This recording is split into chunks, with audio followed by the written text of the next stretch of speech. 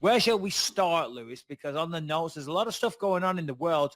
Conor McGregor and Paulie Malignaggi, I guess we'll start there. But I don't know. What do you think, Lewis?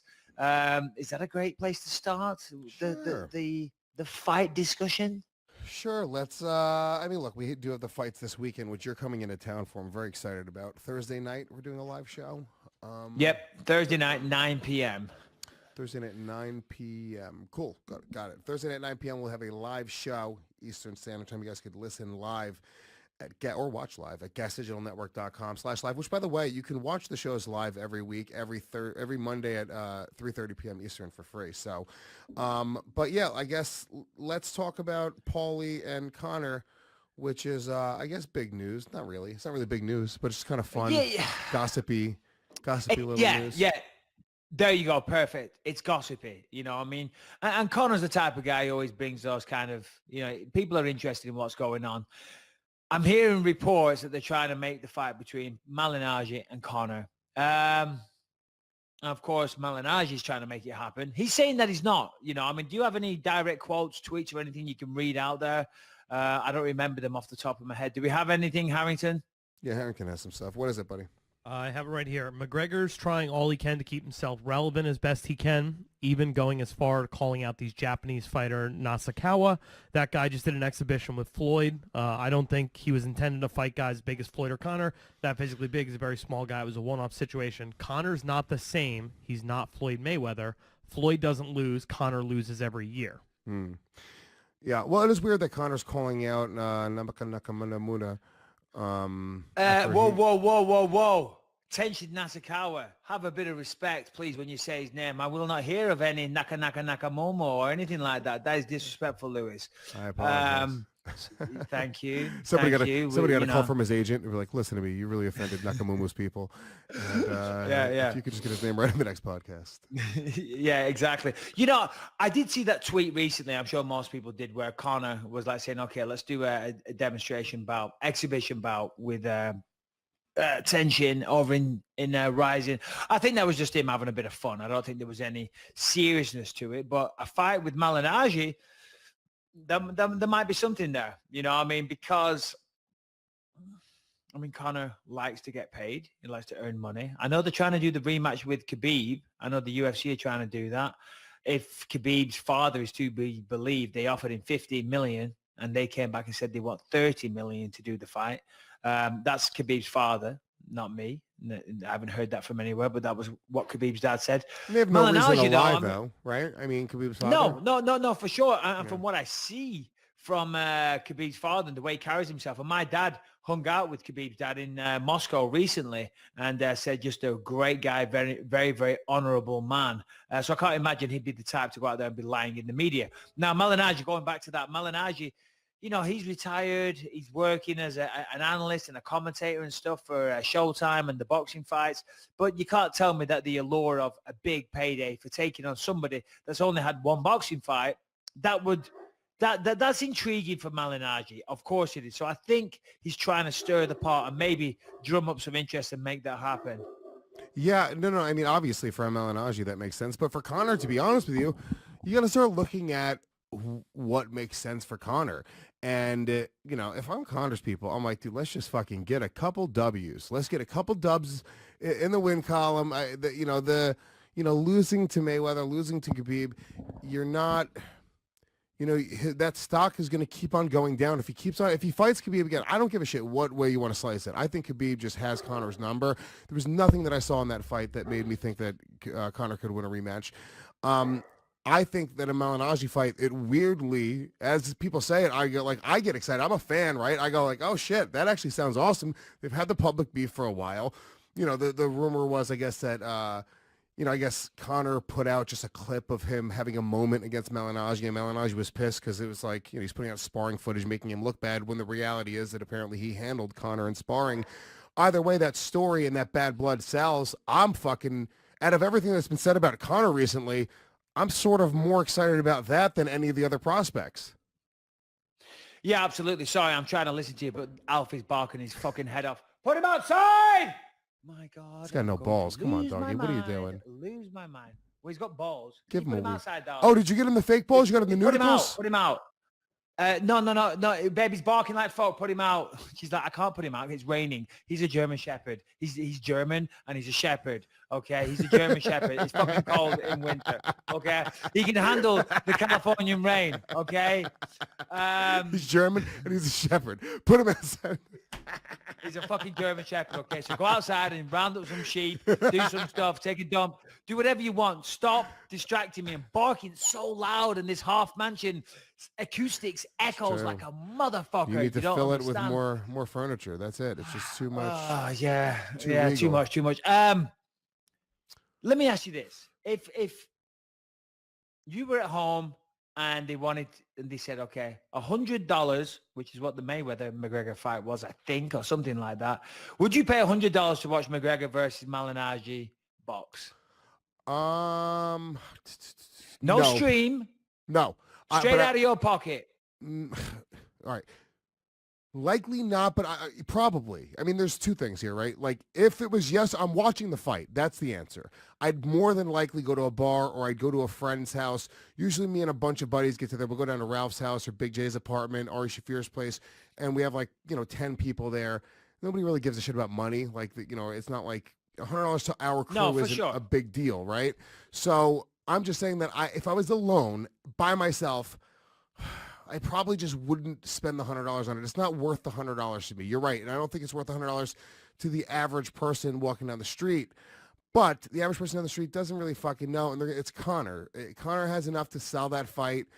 Him, I don't really know. I don't know enough about boxing. How big of a name was Paulie Malignaggi in boxing? He was sort of a middler, right?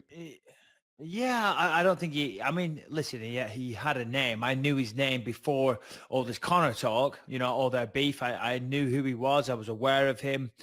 But he was never a massive, massive star. He was a decent boxer. I spoke to Perillo about him. I mean, he had good things to say, but he was never, he was never top of the food chain. I think he was world champion at one point, of one of the many, many belts and weight classes, which, has to be respected. Of course it does. I'm not trying to diminish him, but he's not a Floyd Mayweather. And he's not one of the big names. He's not a Canelo Alvarez. He was never somebody of that kind of star power, but a decent name in boxing, but his best days are behind him. But you combine all of that with a bit of beef and then with Conor's loyal fan base. I don't think Malignaggi, I'm sure he has boxing purists that, no disrespect to Malignaggi. That's not what I'm saying. I'm sure he has boxing purists that would root for him and cheer for him. But I don't know if he has a massive, massive following. And what's his social media following like? 200,000 Twitter followers. But how many did he have before he publicly beefed with Conor McGregor? That's what I'd like to know. How much did that number rise after Conor McGregor talking? You want to watch the back and forth on social media. You get a front row seat to it by clicking, follow on him. And as you're saying it, the more you're saying it, I'm thinking like, to be honest with you, there are other fights out there that are bigger names that are probably as winnable for Conor, with sort of older guys that have fallen off. Who are guys that Mayweather's beaten that Conor could even have a chance? How do you think Conor would do against let's say what's his name? Alvarez, Canelo Alvarez. No. Canelo Alvarez, he beat him. You think he'd beat Canelo Mayweather? Alvarez? Oh no, I'm saying Conor. Mayweather beat Alvarez. Oh, listen, no, I'm not trying to hate on Conor, but that wouldn't be a smart fight for him. No. Mayweather, that's not a good fight for Conor. No way, shape, or form. I'm saying somebody more, further out of it, what's his name? Who just Pacquiao? Pacquiao fights this weekend. He's fighting Adrian Broner on PBC, which replaces the UFC. I don't think someone like that would be a good idea either.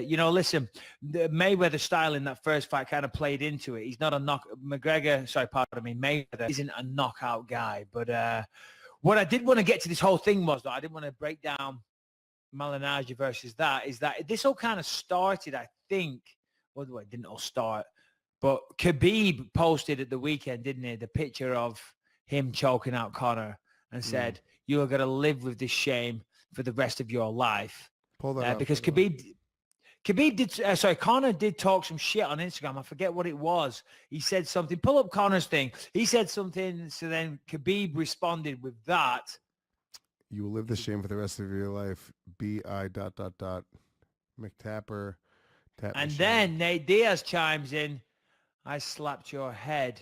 You and your team didn't do shit. Live without your old pussies To them, which Nurmagomedov came back. You were hiding behind security and ran away, you coward. It's clear on the video. And he tweets a video of an incident that happened at the World Series of Fighting. So, scandalous gossip, Lewis. It's all going on. Handbags at dawn. You know, we got Nate Diaz, Conor McGregor, Khabib Nurmagomedov, and Malignaggi getting on like a bunch of fucking little sissies. It's awesome. Yeah, I like it. I like it. You know, they're all talking shit. They're getting people talking about the sport. Nate is always great. It's sort of just injecting himself. Nate's very silent, and then once in a while he'll throw a big old fucking bomb just for fun. But I mean, look, what do you do here? Like, Nate hasn't fought in a while. I'd love to see, you know, Nate go back down to 155 and fight Khabib. I think that, to be honest with you, he's got a better chance against Khabib than Conor has. I think Khabib ragdolls him. I think it's going to be a really tough fight for Nate either way. But he's got great jiu-jitsu, really good boxing, really long reach, a bigger fighter. Yes, Mr. Bisping.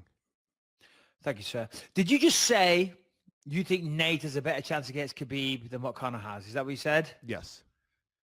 Interesting take. I don't know if that's necessarily true. I think Conor's more explosive.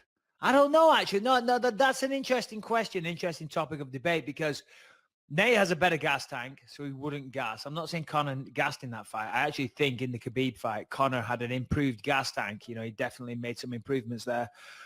He was just beaten by the better guy. You know, with the wrestling, the boxing, everything, you put it all together, Khabib was the better man. And I think we'd see a very, very similar scenario with Nate Diaz as well. In fact, a tweet emerged, did it not? An old tweet from Dana White. There's a story about it where Dana White tweeted they tried to make the fight between Nate Diaz and Khabib years ago. And apparently, according to Dana White, that Nate turned it down. Now, Nate came back and said, yeah, he turned it down at the time. And then Nate came back and said, no, I turned down the deal. Nate said, I've never turned down a fight in my life. The money wasn't right. If that's the case, that's fair enough. But yeah, it's a little different. It's easy to say somebody turned down a fight. You know, it's like, no, I will take that fight. I just want it to be for something different. So that's fair. Yeah, no, it really is. It really is. But yeah, listen, Nate Diaz, if you're listening to this, just fucking fight somebody, because soon, I've said this before about Nick, and I'll say it about Nate, and it applies to a lot of people out there, but mainly the Diaz brothers, if I'm honest. They need to fight. Their career is passing them by. Their time is passing them by. Their time in their prime does not last forever. And before you know it, they're going to be a shadow of them for themselves. That's how it happens. That's what goes on in fighting. It is a cruel, cruel business. So just fucking fight, earn yourself some money, do everyone a favor, and fulfill your legacy.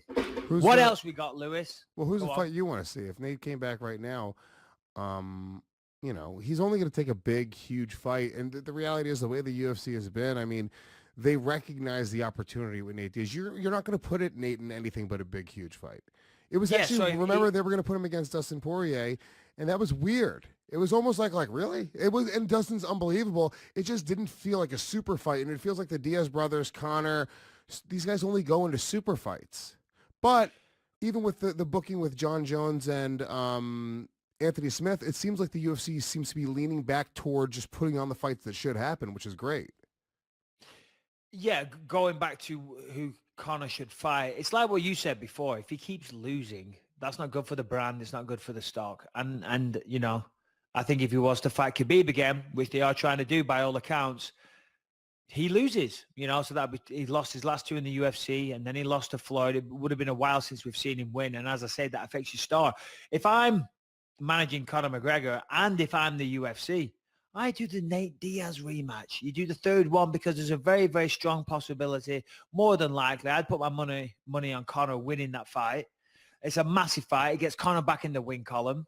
Everyone makes a lot of money, and Conor's star power is somewhat protected. That's the fight that makes sense. It really does. I don't know why they would, or maybe a Max Holloway. He can't fight if they can't do Khabib, which I wouldn't advise. Then I'll say Nate Diaz, of course, because the trilogy needs to happen, and everybody wants to see that. It set records the second fight, so I'm assuming that would do huge business again. And as I say, it gets Nate Diaz back. It gets Conor back in the win column if he was to win. So that, for me, is the fight to make. Yeah, I mean, look, the Nate Diaz fight makes the most sense. You know, it's a rubber match. It makes the most sense. It's a winnable fight. But it's funny as you were saying that. I do think Conor would win the fight, but also I think Nate has a better chance against Khabib. When they say styles make fights, it's so funny. It's so apparent right there because I legitimately believe that. Look, I also think Khabib wins that fight. I think Khabib beats any of these guys at 155. I think he's just a monster. But I've said it on the end of year show, and I really strongly believe this. If I'm Conor McGregor, if I'm his people, the move is to go down to 145 pounds. That's it. Go back down to 145 pounds. I know he doesn't want to. I know it's hard for him to. He's tasted fucking, success and blah, blah, blah. No. You're out of your mind. You're out of your mind. But, and I was about to say a statement. I was about to say, you're right. Khabib is the best out there. At 155, he's the man. Nobody's going to beat him anytime soon. All right, guys, today's show is brought to you by none other than the Ridge wallet. We've talked about this many, many times, but your wallet in your pocket right now is probably old, tatty, full of receipts, full of crap. And if you pull it out of the bar, you look like a loser. You do. Well, what do you need to do? You need to up your wallet game. And the Ridge wallet, they've got you started. These things are modern. They're sophisticated. They're non-bulky. They're slim. They will fit in your skinny jeans. They won't bulge. They carry all your credit cards, and then you've got a little clip at the back to put money in it. Lewis, I know you love yours. I love it, dude. Every time I pull it out, I just feel like a ninja. It's very slick and sexy and sleek. If you're trying to look like you're classy, if you want to pull your wallet out and feel like you're fucking James Bond, this is it, okay? It's basically two metal plates bound together by a durable elastic band. It's nothing like any other traditional wallet you've ever seen. It forces you to not keep junk in your wallet because it's just designed for your cards and your cash.